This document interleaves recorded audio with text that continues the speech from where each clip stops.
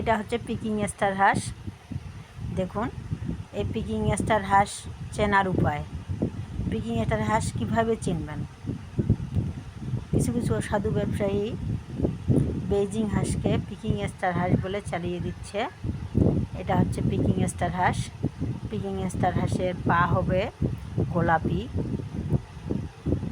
পা হলুদ সাইজের একটু, আর ঠোঁট হবে গোলাপি।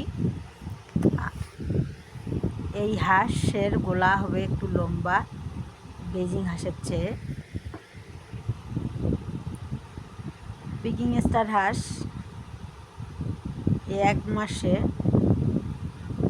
1.5 কেজি পর্যন্ত হয়। অনেকেই বলে 2 কেজি হয়, কিন্তু ভুয়া কথা, এটা সম্পূর্ণ মিথ্যা। 1 মাসে 1.5 কেজি পর্যন্ত হতে পারে।